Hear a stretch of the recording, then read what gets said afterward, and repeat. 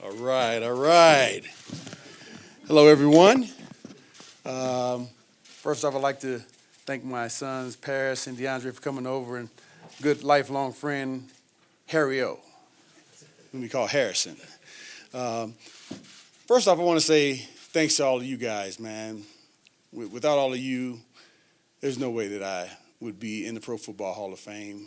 When I moved back from Maryland about 2.5 years ago, Matt kind of had a vision, talked with Mace and Ryan and BK, all these guys, and they said, "Hey, man, we're gonna make a push to get you in the Hall of Fame." And I thought it was very nice of them, but I didn't think we could really do it. And I took that kind of mindset throughout this whole process that, it'd be nice, but I probably wouldn't get in. And I may have done that just so if I didn't get in, my feelings wouldn't be hurt too badly. So, but again, I want to say thank you all, because without you, I would not be in the Pro Football Hall of Fame. So God bless you all. I'll take some questions. Has it set in, Steve? No. You sign autographs when you see people that are now forever identified as Hall of Famers.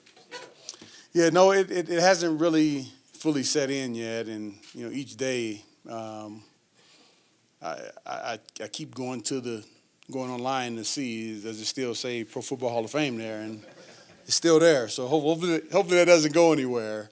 And I'm just really and truly honored and blessed, because it could have gone the other way again, and I would have been congratulating the guys who would have gotten in and would have been genuinely happy for them. But this time, I guess it was time. So I'm extremely, like I said, happy, thankful. The wait wasn't too long. The wait was just right. The timing was right. I guess last year would have been a little bit better, just because my mom, she would have been here. Mr. Bolden would have been here. But this is perfect timing, though. Did you allow yourself to look at the other candidates? I mean, Troy made it, you made it, there's John, and there's... Oh, absolutely. I mean, there was a pretty hefty roster of qualified safeties. Did you even think about that? Oh, I thought about it some, and especially with John Lynch having been a finalist for 7 years straight, I thought that John would probably get in this year. I knew Troy was going to probably go first ballot. Didn't think they would take 3 safeties in the same class. So I was still thinking it was just going to be John and Troy as the safeties, and maybe next year, or maybe it just keep on, getting pushed further and further down the line. So to get that knock, man, you got a lot of you guys may have saw my reaction. I was totally surprised. I got a phone call from somebody a little earlier at 3:12, and I thought that it was David Baker. And Mike, I got to be honest with you, man. That's the happiest I've ever been that it was you calling me. I know I didn't take your call, but I was happy it was you and not David Baker. What did it mean to you last year when Ed Reed was saying that you deserved to be in there, even before he got in? What did that mean to you? It really meant a lot. To know that a player of his caliber, he's an amazing player.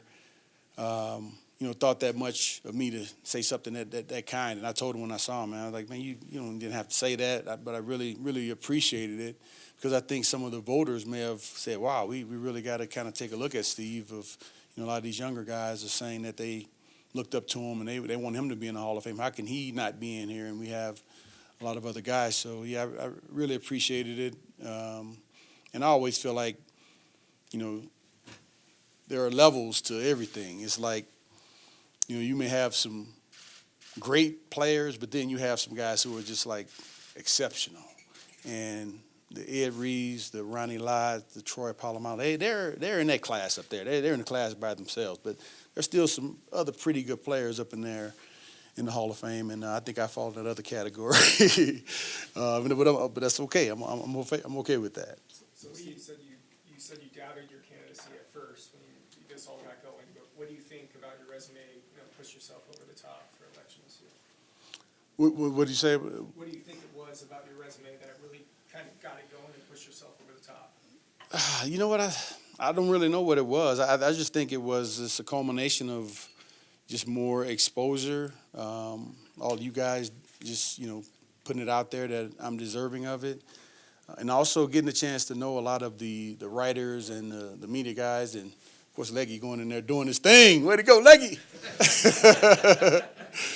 But over this last little period of time, I got a chance to meet a lot of the writers, sports writers, and BK. He did a great job of just making sure, hey man, here's a writer here. Just come over and meet him. He introduced me to him, and I'd say hello, introduce myself, and get a chance to know them. And same thing with Mace and Ryan. Just trying to just get the exposure out there for me, and so where the people can not just look at the stats, but also see what type of person I am. So I think that helped with the momentum. So Steve, do you think if you didn't, congratulations by the way. But Thank you. If you didn't do that, you wouldn't have got in? Yes, I definitely think that. I think that, I was just kind of fading away, and I think that it would have just continued to happen. But because of me moving back to Denver, hey man, good stuff happened, and also being affiliated with the team, having a job here. Mac, he kind of said that in the beginning. He's like, hey man, we're gonna get you back here. We're gonna get you in the Hall of Fame. But still, I'm thinking like, yeah, okay. Good luck with that. That's gonna be, it's gonna be a hard sell. But and even up until the knock, I was thinking that it wasn't gonna happen. So when I got the knock, I was like, wow, man, it just came a long way in just, really, 2.5 years. Given the meet and greet and what you've done in the last 2.5 years, you got a future in politics ahead of you? No. I'm definitely not a politician. Definitely not a politician. What will you do next? Will you come join us for the Shermer press conference, or? I might. No, what is your plans now? I saw you were back at work Tuesday already. Yeah, well, I'm still going to continue on with my job, manager of fan development. As you guys know, I do some media stuff, do some stuff in the community with some of the nonprofits that we're involved with, some stuff with some of the sponsors, season ticket holders, and I mean it's really the funnest job in the world. I show up, I don't really, I just got to show up and smile and kind of kiss some babies and shake hands, and it really is awesome. So I'll continue to do those things, continue to do the media part of it. On the show with Ryan Edwards and Benjamin Albright, and podcast with Eric Delilah, Phil Milani, and Matt Boyer, and also Ben. There you go, Ben. There we go. What was the measurement process like with the bust and the jacket? And did you have some time to spend with other members of the 2020 class throughout that process? Yeah, I did. That was a fun deal. They had some type of gadget that they measured, like from my nose around to my ears, and the size of my head. And I just told them I have the back of my head is kind of has a little slope off the back. And I asked them if they could smooth that out for me so it doesn't look so crazy when people look at it from the side. But that was a pretty cool process, and we're kind of rotating around the room, getting everything done. We had to sign some autographs, and then they were taking pictures from different views of our heads. And like I said, I didn't want my head to look too crazy, so hopefully they'll get it right. Are there guys you want to go in next from here? Who are some of those guys? Oh man, we have a lot of guys that we need to see go in. Randy Gradishar, Carl Mecklenburg, Dennis Smith, John Lynch, hopefully next year, Peyton Manning, hopefully next year, Rod Smith. This franchise, unfortunately, has been overlooked for many years, and fortunately, we've gotten some players in the last several years. But we gotta keep it going, because we still are, I think, very much underrepresented in the Pro Football Hall of Fame with the history that we've had here at the organization, with the winning ways we've had. That Orange Crush defense is, how could they not have not one person in the Pro Football? I just, to this day, I don't understand that. And hopefully in the coming years that will be taken care of, and so we can get some guys in there. Have you heard from a lot of Yeah, I still probably got about 250 emails and texts that I haven't been able to get to yet. And if some of you guys have shot me a text message or email, I'm sorry if I haven't got back yet. But when I'm on my phone, I try to knock a bunch of them out, but then I try to be kind of where I am. So I don't want to just spend the 8 hours a day on my phone. So anybody out there watching this too, I'll get to you eventually. How about your presenter? You thought about that yet? Yeah, I texted him last night. He agreed. My good friend and mentor Dennis Smith, he's gonna present me. Yeah. Steve, you and Champ were two of Mr. Boland's absolute favorite players, and I know you said he's not here this year, but to know that your bust is going to be right next to him in Canton forever, for eternity. Yeah. Oh man.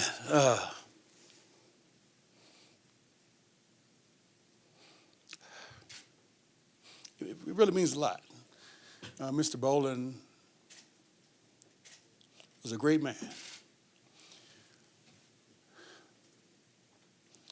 I learned a lot from him, just from watching how he interacted with people, how he never wanted the limelight. He always wanted his guys. He would always put us up there. And when he got in last year, I was hoping that he would make it to the ceremony. But obviously he didn't. But I was just thinking about how nice it would have been to be able to hoist them on our shoulders, carry them into the Hall of Fame on our shoulders. And he would be, no, put me down. I don't want to get this attention. Like, nope, it's your day. It's your day, Mr. B. But yeah, it's definitely going to be special to have a bust in there next to Mr. Boland. He's, again, a great man who I try to live by some of his principles. Like I said, I learned a lot from him. He was not just the owner of the team. He was a friend. He was like a mentor, like a father figure. Everything wrapped up in one. He was a great guy. So it'll be an honor. Steve, what was Saturday night after all the press conference stuff, and you're at the hotel where not only all the Hall of Famers are, but the top 100 players are, and then Sunday at the game that got you on the field, you're in the suite with the 100 grand. Just what were those interactions like? Oh, they were great. And I played in the 8 Pro Bowl, so I got a chance to meet a lot of the guys who were in that top 100. The Lawrence Taylors, the Barry Sanders, Jerry Rice, and Emmitt Smith, and didn't play against the Daniel Tomlinson, but we got a chance to talk to. Just being up in there with those guys, Deion Sanders, Michael Irvin. Michael Irvin and I, we played against each other in college and in the NFL. We played not that frequently in the NFL, but we played against each other in college a couple of times. I dropped a pick and we lost one game because I dropped a pick, but. And then the guys from Florida State were upset because they weren't able to win because Miami won. Anyway, that's another story.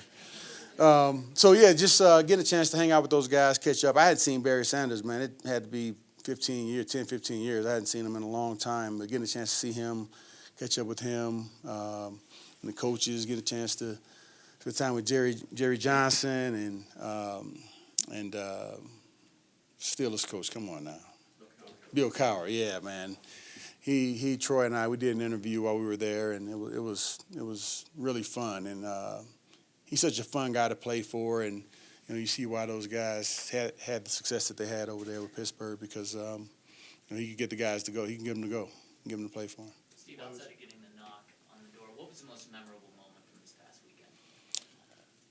Most memorable moment, man, that was it. That's a good question. Well, really, I would say getting to know the other guys in my class, Troy Polamalu, Edgerrin James, Isaac Bruce, and Steve Hutchinson, and our families interacting with one another. It was really cool. And Troy Polamalu, man, he has the sweetest kids in the world. Little guy, he was, I forget his name, I think it's his oldest son. He came up and told me that he plays with me in his mobile Madden, I think. I was like, man, you got your dad. Why are you playing with me? The Troy Polamalu. And then when we left, he came over and gave me a big hug. It was just the sweetest kids I've seen. Except for my guys are pretty sweet too. Steve, the presenter is obviously a big honor. Why was it Dennis the right guy for that? Well, yeah, it is. It is a big honor. I hope it is. Hope he looks at it like that. But for me, Dennis, he was the guy I had in mind all along. Just because when I came in the league, he really spent a lot of time, getting me up to speed and just sharing things with me as a player that I never would have known. How to go about the game, how to the right mindset to have. And then just, watching him play, seeing how fast he played, how fearless he was when he went in to make tackles or, make an interception when he covered one-on-one. He was great in man-to-man coverage, too. He played some slot corner for a while as a 6'3", 205 safety, man. That's, it takes some skills to do that. So I just learned so much from him, and it's a, small way for me to say, thank you for how much time he spent, getting me up to speed and inspiring me. Just watching him play, it was inspiring. Steve, now that you're a Hall of Famer, what is your legacy? Say it again. Well, excuse me, Hall of Famer. Okay, all right. Yeah. That sounds good. What do you want people to remember you for? What's your legacy as a player? Well, I would say just my intensity on the field. How I flew around to the ball. I tried to be relentless. And once I knew the ball was in the hands of the final ball carrier, I just, put all thoughts out of my mind and just, tried to get there as fast as I could. And that, and then just, I think I'm a decent guy, so hopefully people remember that too, that I'm an okay guy too. Steve, since you've been elected to the Hall of Fame, has your family treated you with more respect? No. Things you don't have. No. You know what? No, I wouldn't say that. But we have a really close-knit family, and we already treat each other with respect. I respect my kids. I treat them like young men, and they treat me like I'm their friend and their dad. So that I don't expect that to change, and I wouldn't want it to change either. Steve, speaking of family, you've mentioned her a couple of times since you've been voted in the Hall of Fame. But what does your mother mean to you? Now stop. Just come on, man. You're trying to make me cry. Just support to get you to this moment. Man.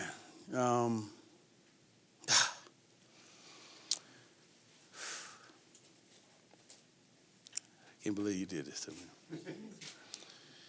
Well, when I was young, my mom and dad, they split up. And my mom, she took care of us, And my dad, he still provided some financial resources, but he just wasn't in our lives until I got to high school, and then he started being in my life a little bit more. But, man, she used to just do everything she could. She'd take me to practice, pick me up from practice, be at all the games. Any sport that I played, she supported me in it, and, just made all kinds of sacrifices throughout her life. So I know she's looking down proudly, and she's smiling up there in heaven. I wish she could be here, but I think I know for a fact all of us, we're gonna get to that point at one day where we're not gonna be here. So we gotta enjoy it while we can. And she enjoyed her life while she was here. She was definitely a true blessing, and showed me what it's like to sacrifice. For your family. And, she didn't have much to sacrifice, but what little she had, she sacrificed to make sure that, we were comfortable. And I really appreciated that. Thank you very much, Steve. Congratulations. All right. Appreciate it. Congratulations.